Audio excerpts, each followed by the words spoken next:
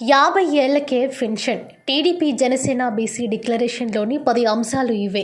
ఆంధ్రప్రదేశ్లో వచ్చే ఎన్నికల్లో బీసీల ఓట్లపై అన్ని రాజకీయ పార్టీలు ప్రత్యేక దృష్టి సారించాయి.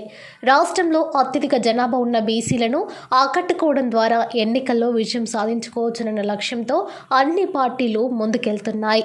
తెలుగుదేశం పార్టీ ఎప్పుడూ బీసీల పార్టీ అని ఆ పార్టీ నాయకులు చెబుతూ వస్తున్నారు. బీసీలే తమ పార్టీకి వెన్నెముకని గుర్తు చేస్తున్నారు.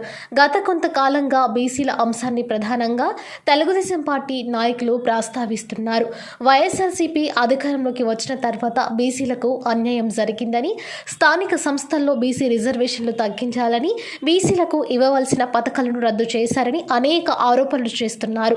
దీంట్లో భాగంగానే వచ్చే ఎన్నికల్లో తిరిగి బీసీ ఓట్లను తమ వైపు తిప్పుకునేలా తెలుగుదేశం, జనసేన పార్టీలు ప్రత్యేక ప్రణాళికతో ముందుకు వెళ్తున్నాయి.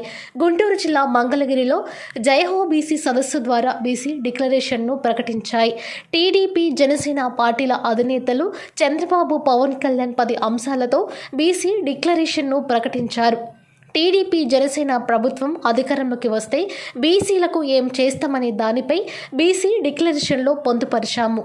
10 అంశాలతో బీసీ డిక్లరేషన్. అవేంటంటే, బీసీలకు 50 సంవత్సరాలకే పెన్షన్ అమలు, పెన్షన్ నెలకు 4,000 రూపాయలకి పెంపు, బీసీల కోసం ప్రత్యేక రక్షణ చట్టం, సామాజిక న్యాయ పరిశీలన కమిటీ ఏర్పాటు చేసి బీసీల హక్కులు కాపాడేలా చర్యలు, బీసీ సప్లాన్ ద్వారా 5 ఏళ్లలో 1,50,000 కోట్ల ఖర్చు పెట్టాలని నిర్ణయం, స్థానిక సంస్థల్లో బీసీ రిజర్వేషన్లను గతంలో మాదిరిగా 34% పెంపు, బీసీల ఆర్థిక అభివృద్ధి, ఉపాధికి ప్రోత్సాహకాలు పునరుద్ధరణ, చట్టపరంగా కులగణన నిర్వహణ, చంద్రన్న బీమాను 10 లక్షలతో పునరుద్ధరణ, పెళ్లి కానుకలు 1,00,000కు పెంపు, శాశ్వత కుల ధృవీకరణ పత్రాలు అందజేత, విద్యా పథకాలు అన్ని పునరుద్ధరణ, బీసీ భవనాలు, కమ్యూనిటీ హాల్లో నిర్మాణాలను ఏడాదిలో పూర్తి.